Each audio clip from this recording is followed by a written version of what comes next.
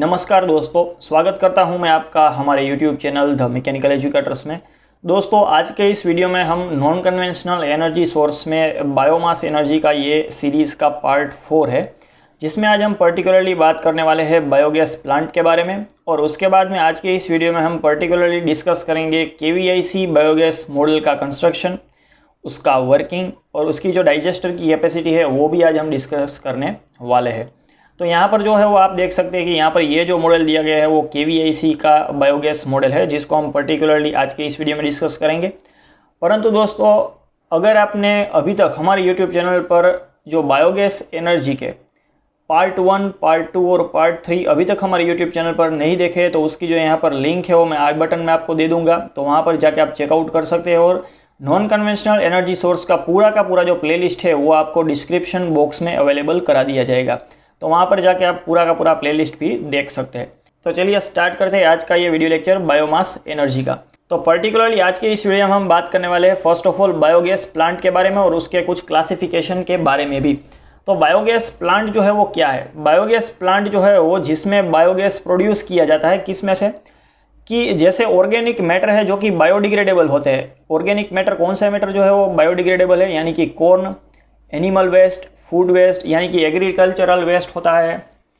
जितने भी जो वेस्ट है जो ऑर्गेनिक मैटर में आप उसे इंक्लूड कर सकते हैं और वो बायोडिग्रेडेबल होंगे, तो बायोडिग्रेडेशन प्रोसेस के जरिए जो है वो आप बायोमास में से बायोगैस का जनरेशन कर सकते हैं। यहाँ पर अगर हम बात करते हैं ऑर्गेनिक रेसिड्यूज जो बच जाते हैं बायोमास को जब हम बायोगैस में कन्वर्ट कर लेते हैं, यानी कि जब बायोमास जो है वो बायोगैस में फॉर्मेट हो जाता है, यानी कि फॉर्मेशन उसका कंप्लीट हो जाता है, यानी कि पीछे जो रेसिड्यूज बचते हैं उसे हम स्लरी कहते हैं। और यहाँ पर ये जो फर्टिलाइजर के तौर पे भी स्लरी को इस्तेमाल किया जाता है। उसके बाद में अगर हम बात करते हैं क्लासिफिकेशन ऑफ बायोगैस प्लांट के बारे में कि बायोगैस प्लांट्स के जो है वो कुछ एक क्लासिफिकेशंस दिए गए हैं अकॉर्डिंग टू द प्रोसेस, यानी कि जो बायोमास में से बायोगैस का कन्वर्जन होता है उसकी जो प्रोसेस है अकॉर्डिंग उसके जो है वो हम अगर हम क्लासीफाई करते हैं बायोगैस प्लांट को, तो फर्स्ट हमें मिलता है continuous reactor type. Continuous reactor type यानी कि उसमें से जो है वो बायोगैस जनरेशन कंटिन्यू रहता है और हमें जो बायोगैस का जो फ्लो मिलता है एज आउटपुट में वो कंटिन्यू रहता है। वहीं पर अगर हम बात करते हैं बैच टाइप रिएक्टर की, तो बैच टाइप रिएक्टर में जो है वो मोर देन 1 रिएक्टर यूज़ किए जाते हैं, यानी कि मोर देन 1 प्लांट यूज़ किए जाते हैं। तो वहाँ पर जो है वो कई बार क्या होता है कि बायोगैस का जो फ्लो है वो कंटिन्यूअस नहीं रह पाता है, तो इसकी वजह से जो है वो इसे बैच टाइप रिएक्टर भी कहा जाता है। उसके बाद में अगर हम कंस्ट्रक्शन के बारे में बात करें तो कंस्ट्रक्शन के अकॉर्डिंग अगर हम बात करते हैं क्लासिफिकेशन ऑफ बायोगैस प्लांट की, तो floating drum type biogas plant और जो सेकंड होगा वो हमारा होगा द फिक्स्ड डोम टाइप। इन दोनों के बारे में जो है हम डिटेल में आगे डिस्कस करने वाले हैं। पर यहाँ पर ये जो फिगर आपको दिखाई गई है वो fixed dome type biogas plant की है। यहाँ पर आप देख सकते हैं कि बायोगैस प्लांट जो है वो जनरली मेशनरी और ब्रिक के कंस्ट्रक्शन के द्वारा बनाया जाता है और उसका जो यहाँ पर ये जो डाइजेस्टर होता है वो ग्राउंड लेवल के नीचे रखा जाता है। ग्राउंड लेवल के नीचे जो है वो डाइजेस्टर बनाया जाता है। उसमें एक तरफ जो है वो इनलेट रहता है, उसमें जो है वो आप बायोगैस जनरेट करने के लिए बायोमास जो है वो फीड करते रहते हैं कंटिन्यूसली, और जो ह्यूमन वेस्ट होंगे वो भी जो है वो डाइजेस्टर में फीड किए जाएंगे। उसके बाद में जो है वो रिटेंशन टाइम के बाद यहाँ पर जो है वो गैस होल्डर में आपका बायोगैस जो है वो होल्ड किया जाएगा और एज अ आउटपुट में आप उसे ले सकते हैं। उसके बाद में यहाँ पर जो है वो आउटपुट में क्या मिलेगा आपको, आउटलेट में जो है वो स्लरी मिलेगी और इस स्लरी को जो है वो बायो स्लरी भी कहा जाता है और इस स्लरी को आप फार्म में एज अ फर्टिलाइजर के तौर पे भी इस्तेमाल कर सकते हैं। तो यहाँ पर इस पूरे के पूरे जो आप देख सकते हैं कि ऐसे जो है वो बायोमास में से बायोगैस का जनरेशन होता है और जो भी रेसिड्यूज बच के रह जाते हैं डाइजेस्टर में उसे स्लरी कहा जाता है और वो एक अच्छा फर्टिलाइजर है किसी भी फार्म के लिए, किसी भी क्रॉप के प्लांटेशन के लिए। तो यहाँ पर ये तो बात हो गई कि बायोगैस प्लांट क्या होता है और उसके कुछ एक क्लासिफिकेशंस हमने सीख लिए। तो यहाँ पर अब हम आगे बात करने वाले हैं कि कंटिन्यूअस रिएक्टर टाइप और बैच रिएक्टर टाइप जो है वो बायोगैस प्लांट होता क्या है। तो यहाँ पर अगर हम बात करते हैं continuous and batch type biogas plant के बारे में, तो जो कंटिन्यूअस प्लांट होता है उसमें जो है वो रॉ मटेरियल के तौर पे क्या होता है कि बायोमास जो है वो रॉ मटेरियल के तौर पे होता है, उसे रेगुलरली फीड किया जाता है और जो बायोडिग्रेडेशन की प्रोसेस होती है वो कंटिन्यूअस रहती है विदाउट एनी इंटरप्शन, यानी कि वहाँ पर जो है वो किसी भी प्रकार का एज अ ब्रेक या फिर इंटरप्शन वहाँ पर आपको देखने को नहीं मिलता है। उसके रिटेंशन टाइम यानी कि 40 टू 45 डेज के बाद में जो रिटेंशन टाइम होता है, उसके बाद में जो है वो आपको डायरेक्टली बायोगैस आपको जनरेट होता हुआ दिखेगा। उसके बाद में अगर हम बात करते हैं कंटिन्यूअस में, the process of biogas degradation is generally completed in 2 separate units. यहाँ पर जो है वो क्या होता है कि पीएच की प्रॉब्लम को जो है वो अवॉइड करने के लिए क्या होता है, जनरली जो एसिड फॉर्मेशन प्रोसेस है और मीथेन फॉर्मेशन प्रोसेस है उसको 2 सेपरेट डाइजेस्टर में किया जाता है। यहाँ पर जो है वो कंटिन्यूअस प्लांट में क्या होगा कि एसिड फॉर्मेशन प्रोसेस और मीथेन फॉर्मेशन प्रोसेस को जो है वो 2 सेपरेट स्टेज में यानी कि 2 सेपरेट डाइजेस्टर में किया जाता है। तो यहाँ पर ये जो है वो हम पीएच की प्रॉब्लम को उससे छुटकारा पा सकते हैं। अगर आपको पीएच की प्रॉब्लम के बारे में जो डिटेल में पढ़ना है तो आप इसका पार्ट 3 देख सकते हैं, उसमें मैंने ये जो है वो डिटेल में डिस्कस किया था और उसके कुछ एक फैक्टर्स थे पीएच के रिलेटेड, जो कुछ एक फैक्टर्स थे वो भी मैंने डिटेल में डिस्कस किए थे पार्ट 3 में। तो यहाँ पर उसकी जो लिंक है वो मैं आपको आई बटन में दे दूंगा, वहाँ पर जाके आप चेकआउट कर सकते हैं। उसके बाद में जो है आप देख सकते हैं कि कुछ एक एडवांटेजेस है कंटिन्यूअस प्रोसेस के या फिर कंटिन्यूअस प्लांट के बारे में। वहाँ पर जो है वो हमें कंटिन्यूअस गैस प्रोडक्शन देखने को मिलता है। उसकी जो साइज़ होती है comparatively smaller size of digest, यानी कि डाइजेस्टर की जो साइज़ होती है वो स्मॉल होती है अगर हम उसे कंपेयर करते हैं बैच टाइप से। उसके बाद में जो डाइजेशन का पीरियड होता है वो डाइजेशन पीरियड जो है वो स्मॉल पीरियड यानी कि रिटेंशन टाइम भी जो है वो कम हो जाता है। और यहाँ पर साइज़ और वॉल्यूम कम होने की वजह से उसका जो ऑपरेशन है और मेंटेनेंस है वो हमें ईजी देखने को मिलता है। तो यहाँ पर उसके बाद में अगर हम बात करते हैं बैच टाइप प्लांट के बारे में, तो यहाँ पर जो बायोमास का फीडिंग होगा वो इंटरवल्स के बाद में होगा, यानी कि जो है वो एक बार प्लांट आपका ख़त्म हो जाए यानी कि उसमें से जो है वो आप बायोस्लरी को निकाल लें, बायोस्लरी का जो है वो एक बार आप निकाल लेते हैं तो पूरा का पूरा प्लांट जो है वो एम्प्टी होने के बाद में जो है वो दूसरा रॉ मटेरियल यानी कि बायोमास को फीड किया जाता है। तो यहाँ पर क्या होगा कि आप देख सकते हैं कि बैच टाइप प्रोडक्शन में जो हमें गैस का प्रोडक्शन है वो कंटिन्यूअस देखने को नहीं मिलेगा। तो उसको अवॉइड करने के लिए क्या किया जाता है, मोर देन 1 डाइजेस्टर का जो है वो यहाँ पर इस्तेमाल किया जाता है, यानी कि 3 से 4 डाइजेस्टर का अगर आप इस्तेमाल करते हैं तो वहाँ पर क्या होगा कि हमें कंटिन्यूअस गैस का फ्लो यानी कि गैस का जनरेशन देखने को मिलेगा। तो यहाँ पर बैच टाइप में आप देख सकते हैं कि number of biogas plant in series में इंस्टॉल किया जाता है, सीरीज में जो है उसे इंस्टॉल किया जाता है और एक के बाद एक जो है वो फीडअप किया जाता है। ऐसा नहीं है कि चारों के चारों जो है वो आपने एक साथ ही फीडअप कर दिए, रेगुलर इंटरवल्स पर उसे फीडअप किया जाता है ताकि जो है वो हमें रेगुलर सप्लाई गैस प्रोडक्शन की देखने को मिल सके। तो यहाँ पर दोस्तों ये तो बात हो गई continuous and batch type plant के बारे में। उसके बाद में दोस्तों अगर हम बात करते हैं floating drum and fixed dome type plant के बारे में, यानी कि floating dome and fixed dome के बारे में बात करते हैं। यहाँ पर जो है वो दोनों का यानी कि फ्लोटिंग ड्रम टाइप और फिक्स्ड डोम टाइप का यहाँ पर मैंने कंपैरिजन दिखाया आपको, यानी कि दोनों जो है वो कैसे एक दूसरे से डिफरेंट है। तो यहाँ पर जो फ्लोटिंग डोम और फ्लोटिंग ड्रम टाइप जो मॉडल है उसे पॉपुलरली जो है वो कई बार floating gas holder type model भी कहा जाता है और वो कंस्ट्रक्ट किया जाता है मेशनरी एंड गैस होल्डर जो उसका होता है, जो गैस होल्डर जो गैस को होल्ड करके रखता है बायोगैस को, वो जो है वो जनरली माइल्ड स्टील की प्लेट्स में से बनाया जाता है। यहाँ पर अगर हम पर्टिकुलरली बात करते हैं फिक्स्ड डोम के बारे में, तो फिक्स्ड डोम जो होता है उसमें जो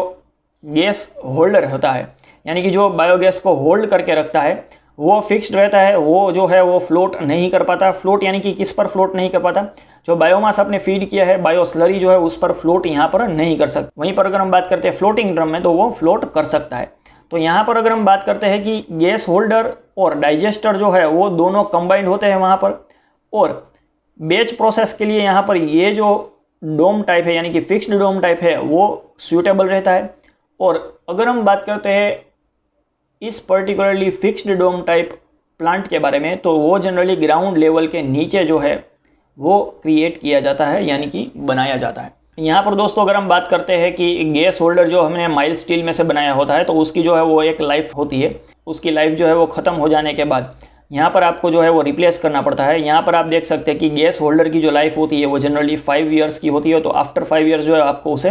रिप्लेस करना पड़ता है या फिर रिस्टोर करना पड़ता है। उसकी वजह से जो है वो यहाँ पर कैपिटल कॉस्ट जो होगी फ्लोटिंग ड्रम टाइप में और मेंटेनेंस कॉस्ट भी जो है वो हाई रहती है अगर हम उसे कंपेयर करते हैं फिक्स्ड डोम के बारे में। यहाँ पर जो है वो माइल्ड स्टील या फिर ऐसी कोई मेटल का यहाँ पर इस्तेमाल नहीं होता है फिक्स्ड डोम टाइप में, तो उसकी जो कैपिटल कॉस्ट होगी वो भी लो हो जाएगी और there are no moving parts, यानी कि जो फ्लोटिंग ड्रम टाइप हो गए उसमें मूविंग पार्ट्स देखने को मिलेंगे अगर हम कंपेयर करते हैं फिक्स्ड डोम टाइप के कंपैरिजन में। तो यहाँ पर मूविंग पार्ट्स न होने की वजह से जो है वो यहाँ पर मेंटेनेंस आपका क्या हो जाएगा, लो आपको देखने को मिलेगा अगर हम कंपेयर करते हैं उसे floating drum type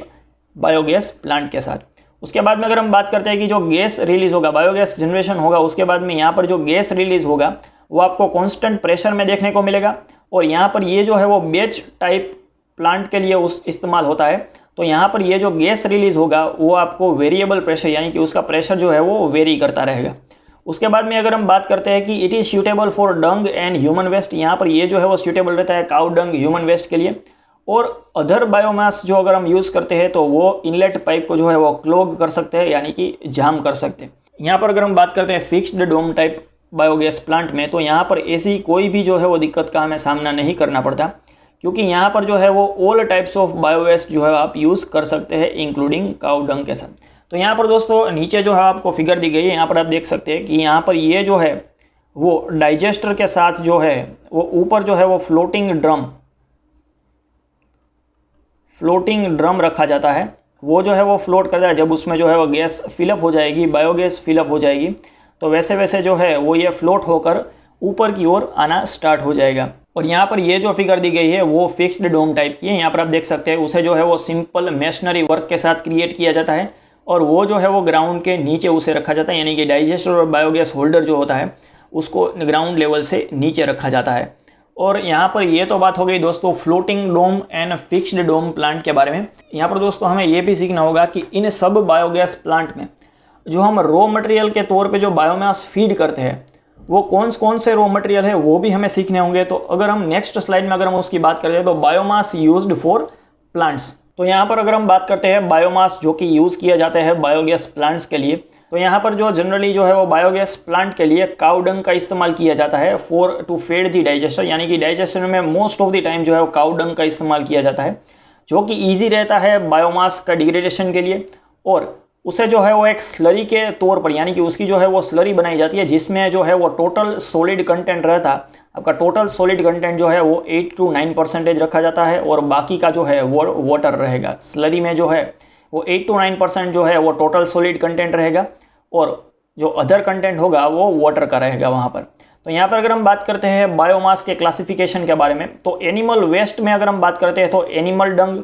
urine, poultry के जो कुछ भी वेस्ट होंगे उसमें से, स्लॉटर हाउस के कुछ भी वेस्ट और फिश के जो वेस्ट होंगे, यहाँ पर जो फिशिंग होता है उसमें जो वेस्ट निकल के रह जाते हैं उसको हम एज अ एनिमल वेस्ट और बायोमास के तौर पे ले सकते हैं। उसके बाद में अगर हम बात करते हैं ह्यूमन वेस्ट में, तो ह्यूमन वेस्ट में जो है वो यूरिन, आपके जो हाउस होल्ड्स होते हैं, हाउस के जो वेस्ट होते हैं, यानी कि जो डोमेस्टिक वेस्ट होंगे उसे भी जो है वो हम एज अ ह्यूमन वेस्ट में कंसिडर कर सकते हैं। उसके बाद में अगर हम बात करते हैं एग्रीकल्चरल वेस्ट में, तो एग्रीकल्चरल वेस्ट में जो क्रॉप के रेसिड्यूज बच के रह जाते हैं, टेरेस्ट्रियल और एक्वेटिक वीड्स, शुगर कैंस की बात कर लेते हैं। शुगर कैंस में जो शुगर मिल्स में जो है वो एज अ आउटपुट में जो है वो शुगर कैन के ट्रेसेस निकल के रह जाते हैं, तो उसको हम एज ए यूज़ कर सकते हैं बायोमास। उसके बाद में जो है वो बायोगैस वेजिटेबल प्रोसेसिंग वेस्ट, यहाँ पर जो है वो ऑयल मिल्स में जो है ऑयल मिल्स में जितने भी जो वेस्ट निकल के रह जाते हैं तो उसे हम एज ए यूज़ कर सकते हैं biomass. Tobacco waste, kitchen waste को जो है वो हम यूज़ कर सकते हैं, उसे जो है वो इंक्लूड किया जाएगा आपका एग्रीकल्चरल वेस्ट में। उसके बाद में जो है वो वेस्ट ऑफ वाटर ओरिजिन की बात करते हैं तो मरीन प्लांट्स के बारे में, algae, वाटर, और उसको जो है वो वाटर यानी कि एक्वेटिक बायोमास भी कहा जाता है, तो उसे हम इंक्लूड कर देंगे एक्वेटिक बायोमास में, उसे भी जो है वो यूज़ किया जाता है आपके बायोमास के तौर पे। तो बायोगैस को जनरेट करने के लिए जो मेन 3 प्लांट्स जो यूज़ होते हैं अभी इंडिया में, उसके बारे में हम बात करने वाले हैं आगे। तो यहाँ पर ये जो मेन 3 प्लांट्स जो है वो यहाँ पर आपको मैंने दिखाए है। फर्स्ट होगा आपका KVIC मॉडल, यानी कि उसका फुल फॉर्म है khadi and village industries commission के द्वारा उसको जनरेट किया गया था, और वो जो है वो एक floating drum type biogas plant है। उसको जो है वो हम आगे नेक्स्ट स्लाइड में डिस्कस करने वाले हैं, और नेक्स्ट वीडियोस में जो है वो हम डिस्कस करने वाले हैं जनता बायोगैस प्लांट और दीन बंधु बायोगैस प्लांट के बारे में, वो दोनों जो है वो fixed dome type biogas plant आपके रहेंगे। पर्टिकुलरली आज के इस वीडियो में जो है वो हम केवीआईसी मॉडल के बारे में डिस्कस करने वाले हैं, उसका कंस्ट्रक्शन और उसका वर्किंग के बारे में भी आज हम डिस्कस करने वाले हैं। तो नेक्स्ट आगे बढ़ते हैं केवीआईसी मॉडल के बारे में। तो केवीआईसी मॉडल की जो बेसिक फिगर है वो यहाँ पर मैंने आपको नीचे जो है वो दर्शाई है, उसको अगर आप समझ लेते हैं तो आपको केवीआईसी मॉडल समझने में कोई भी दिक्कत नहीं होगी। तो यहाँ पर आप देख सकते हैं कि जो फर्स्ट ऑफ ऑल अगर हम समझ लेते हैं कि डाइजेस्टर जो है वो एक सिलिंड्रिकल शेप का रखा जाता है, यानी कि उसका जो शेप होगा वो सिलिंड्रिकल होगा। उसमें यहाँ पर जो है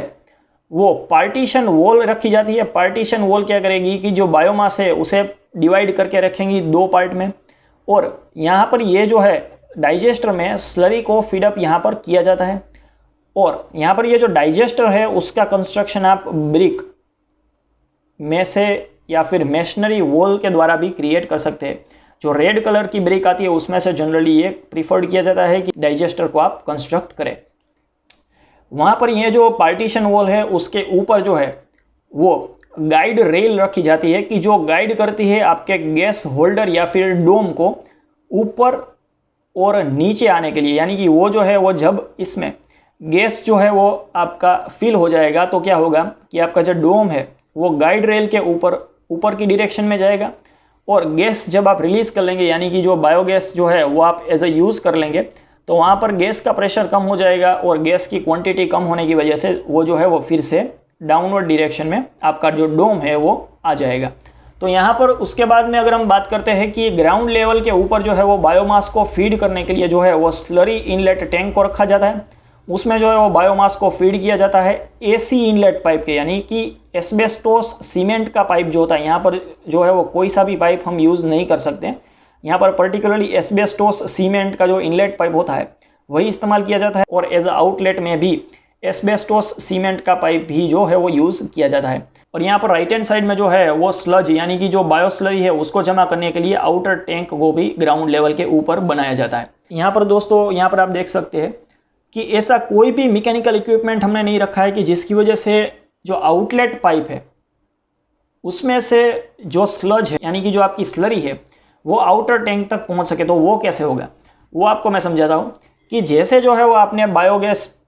जनरेट करने के लिए जो बायोमास यहाँ पर फीड किया है वो आपका एसी इनलेट पाइप के द्वारा जो है वो यहाँ पर डाइजेस्टर में आ जाएगा। उसके बाद में क्या होगा कि फर्मेंटेशन के बाद यहाँ पर एसिड जनरेशन के बाद मिथेनोजेनेसिस प्रोसेस के बाद यहाँ पर क्या होगा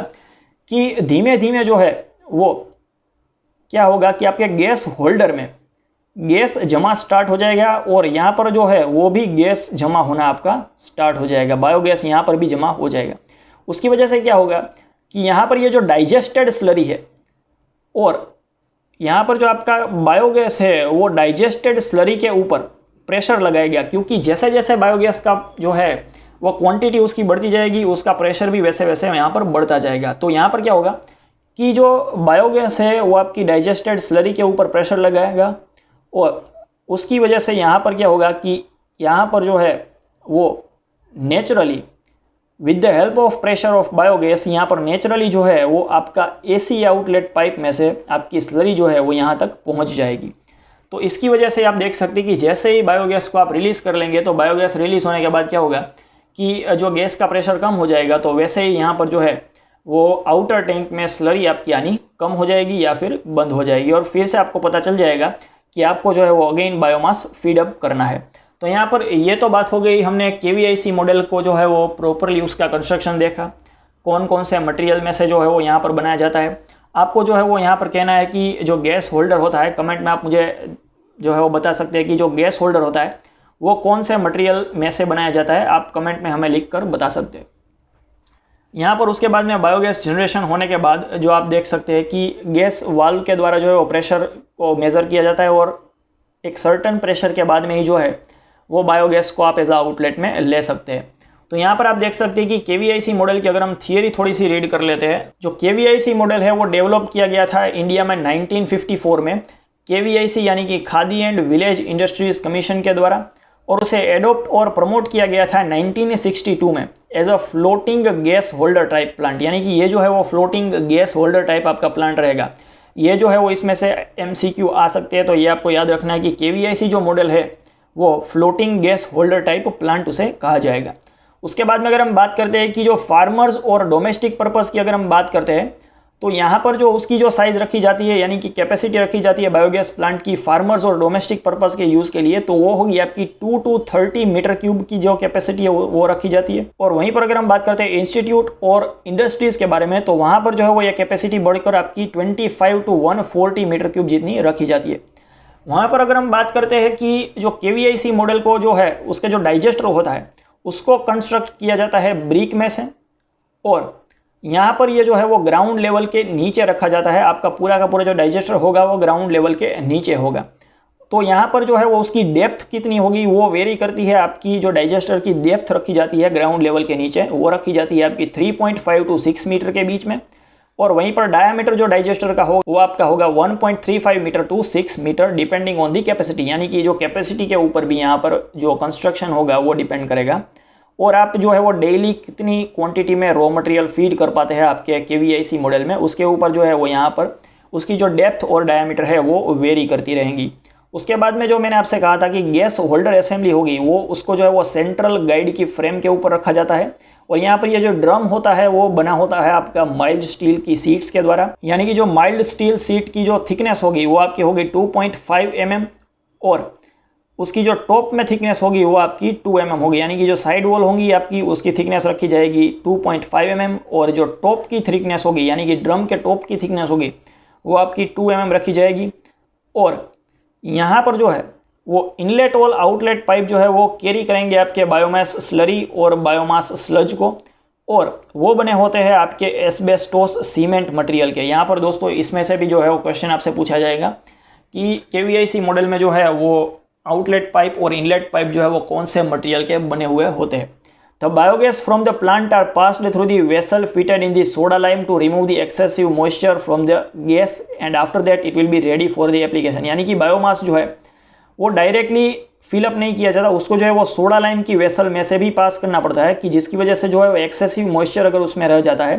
तो वो आप रिमूव कर सकते हैं और उसको application as a final product के तौर में भी इस्तेमाल कर सकते हैं। उसके बाद में अगर हम बात करते हैं कि जो फाइनल रिटेंशन टाइम के बाद में जो आपका बायोगैस जनरेट हो चुका है, तो जनरेट होने के बाद में जो उसका जो प्रेशर आपको दिखेगा वो होगा 80 to 100 mm ऑफ वाटर, और वो डिलीवर आप कर सकते हैं वो 15 to 30 मीटर के जो रेंज है उसमें आप इस बायोगैस को डिलीवर कर सकते हैं। तो यहाँ पर आप देख सकते हैं कि इस मॉडल में जो है वो आप क्या कर सकते हैं कि जो गैस का प्रेशर होगा वो कम होगा, और जो रेंज होगी उसको डिलीवर करने की रेंज होगी वो आप देख सकते हैं कि वो 15 to 30 मीटर ही होगी, वो बहुत ही कम रेंज है। तो उसकी वजह से जो है वो क्या इस्तेमाल होगा कि नेक्स्ट जो हम बात करने वाले हैं जनता बायोगैस प्लांट और दीनबंधु बायोगैस मॉडल के बारे में, वो इस्तेमाल किया जाता है for longer distance to provide the biogas. तो यहाँ पर दोस्तों आज की इस वीडियो में हमने देखा कि बायोगैस प्लांट जो है उसमें कौन कौन से बायोमास इस्तेमाल होते हैं एज अ